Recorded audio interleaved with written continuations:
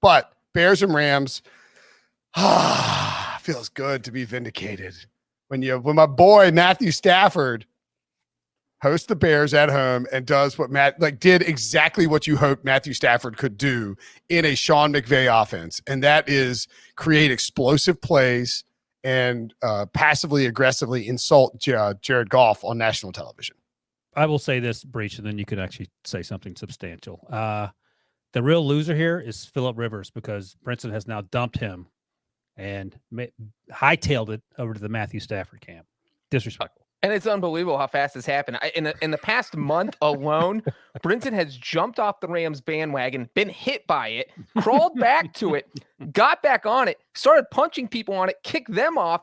Now he's somehow driving this bandwagon as Matthew Stafford's number one fan. We saw it all take place. And now I think he's totally pro Rams. And Brinson, you know what's funny is that I didn't feel like the Rams are a good team. I think, we've talked about them maybe being the NFC Super Bowl team, but I don't know that I learned a ton about them tonight, because it was, two of the explosive plays. It felt like the Bears just completely botched the defense they were playing. And, obviously Matthew Stafford made spectacular throws. That's what Sean McVay wanted to see. That's what, Jared Goff isn't taking advantage of those two mistakes with long bombs with a 56-yard touchdown pass or a 60-plus yard touchdown pass.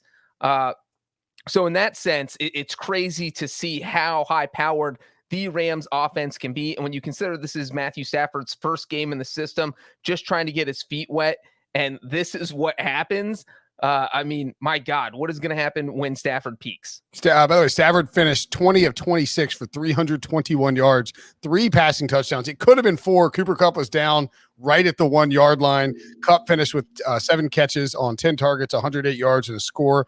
Van Jefferson had a bomb, a 67-yard touchdown, where the ball hit him so hard in that it hit he couldn't catch it. It hit his helmet and bounced off his helmet. He grabbed it and then it knocked him over. That's how aggressively laserish that ball was from Matthew Stafford.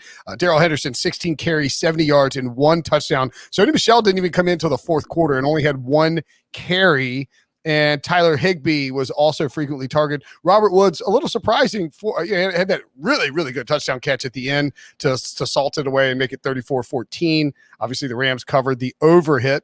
That's the first time in a McVay-Nagy matchup that the over is hit, but that also moves McVay to 5-0 straight up and 5-0 against the spread in week 1 openers. Let's all remember that next year and bet the Rams in week 1. Okay, let's do that. Wilson, is it safe for me to continue tweeting about Matthew Stafford in the Hall of Fame? You can certainly do that if you want to, but you and Breech both are pro Hall of Fame for everybody, so I think everyone's getting in. But to your point and what Breech noted, it's a great start for Matthew Stafford. And I think the takeaway is he could have been sharper. I thought he was plenty sharp. You mentioned the 2 blown plays that led to touchdowns. But here's the good thing for me. And I picked the Rams to win the division before the season started. So this is good news, although the Seahawks played extremely well. And you could argue that San Francisco and Arizona did too.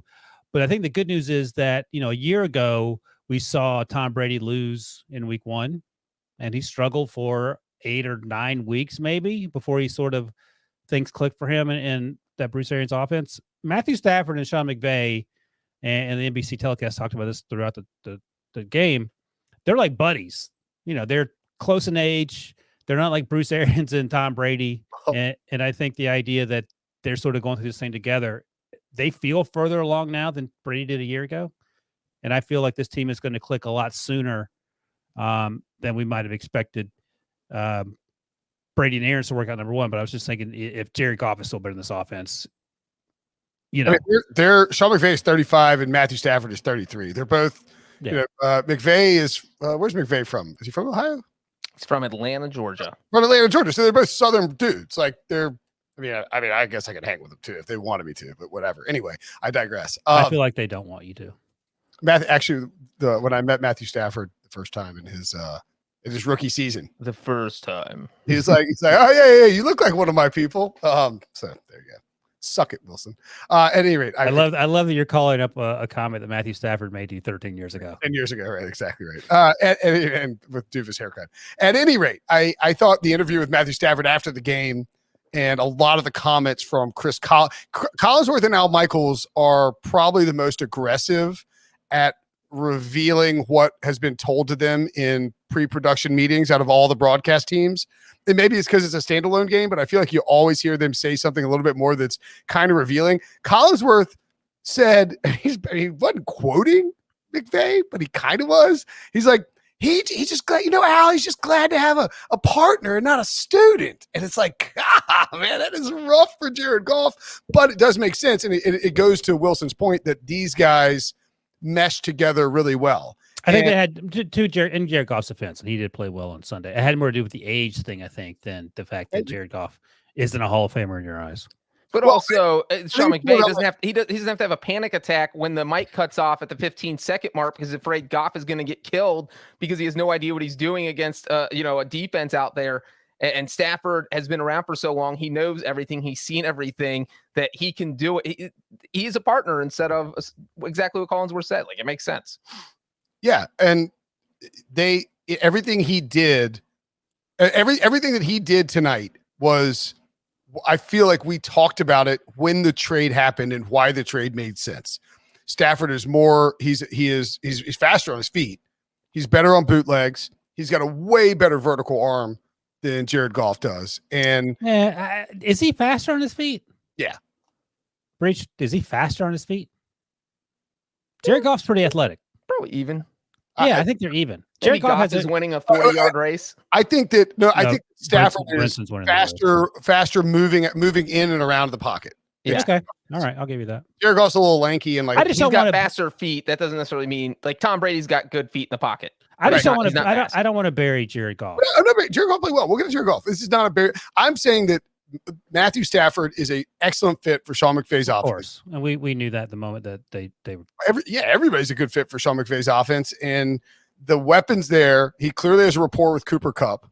The run game looked pretty good, and Aaron Donald and the defense. Jalen Ramsey was playing with his hair on fire out there too. Hold on a second though. Let's because all I saw was David Montgomery having the game of his life. Yeah, I was a little worried about the Rams defense. That was the only reason the Bears were hanging around. It just it felt like the game was 51-0. You look at the scoreboard, it's 20-14 in the third quarter. Somehow a one-score game because the Bears kept going up and down the field, but they couldn't finish a drive. Stafford, by the way, highest passer rating, minimum 20 pass attempts by any player in NFL history in his debut with a new team, had 156.1. So anyway, the larger point being is the Rams offense. As long as the offense, it looks like as long as Stafford and the offensive line stay healthy, there's no reason to think that this won't be a dynamic offense throughout the course of the season. Fair to say? I agree with that. But Breech and I do have some concerns about the defense because that's fair. If not for a bunch of self-inflicted gunshot wounds to the face, the Bears had a chance. I mean, Andy Dalton threw that interception in the end zone on the first drive. And then they gave 3 plays later, there was a 67-yard touchdown going the other way. They had a bunch of mistakes that they could have avoided. And like I said, David Montgomery played the game of his life, which was great news for the Bears and David Montgomery. But unless that was specifically part of the game, he had 108 yards and a touchdown. He looked pretty good. The Rams didn't give up a 100-yard rusher last year, so that's a huge deal. First dunk of the year. That's not a dunk on me. The other thing, though, is one, there is going to be tons of talk about the Bears quarterback situation, and understandably so. But I feel like the two things that I would be more worried about if I was a Chicago Bears fan, instead of like freaking out over Andy Dalton versus Justin Fields, is the fact that the offensive line in terms of pass protection is horrendous. And does the Bears defense suck? The Bears defense does suck. The Bears defense does not suck. The offensive line is a huge concern, but when you cut Charles Leno and get rid of Bobby Massey before the season even starts, that's probably a concern. And then you get Jason Peters off the fishing boat, according to bringing a 39-year-old offensive tackle to help save your season, and then he gets hurt, you're in trouble. I don't know if Jason Peters was saving the season. I think he was just sort of standing in the way to avoid Andy Dalton getting murdered until Justin Fields happened. But that lasted about 35 minutes because he got hurt. I don't know what to say. The defense, I mean, you can't give up 2 crazy touchdown passes. You know, if it happens once, it's like, oh, that's an error. We messed up, busted coverage. And then it happens again. And it's like, all right, well, maybe there's an issue. And then when Matthew Stafford throws for 160 yards on 3 completions, Yeah, that's a huge issue. So it goes from maybe it's an issue to it seems like an issue. But Breech, in a vacuum, I absolutely 100% agree. In the NFC North, they're still the best defense by 45 miles. I mean, the Packers could be okay. Did you see the game today by any chance? Did you see the game tonight? They just gave up 34 yards to a guy who has never played for the team he's playing for against a quarterback they faced multiple times and still couldn't figure him out. The difference is Matthew Stafford's going to the Hall of Fame, and Jameis Winston will be in the Hall of Fame 3 years after. They'll be serving W's, eating W's in the Hall of Fame. The Bears had 4 quarterback hits and 1 sack in this game. Now, maybe part of that is McVay. But wait a second. I'm assuming you guys agree with this because when we did our weekly picks, I had the Rams winning and covering. No one expected the Bears to come in there and shut them down. And as Breech and I have noted, the game was actually relatively close, except the Bears kept shooting themselves in the foot. Yeah, they were the blown coverages. I get that, but that's a lot easier to fix than if you're, the Bears offensive line and trying to manufacture a left tackle in the lab. I think you can fix the defense isn't what it was 3 or 4 years ago, but it's not the worst defense in the league. It's replacement level or better. I feel like. I think there's okay. Let me rephrase it. The defense might not suck, but if that defense regresses, if that defense is average and is bad against the pass, which I think it might be, maybe they're good against run. They only allowed 3.2 yards per carry against the Rams, but they gave up. Oh my goodness gracious, 7.7 yards per play. That's not ideal. Not great, Bob. Ideal. Not great. They gave up, oh my Lord, 11.6 yards per pass. Also not great. That's not great. That's more than. But look, yeah, they didn't play well tonight. But I'm just not going to say the season. Also, the running thing, real quick. It's not like the Rams were trying to run early. They literally only ran the ball twice in the entire first quarter.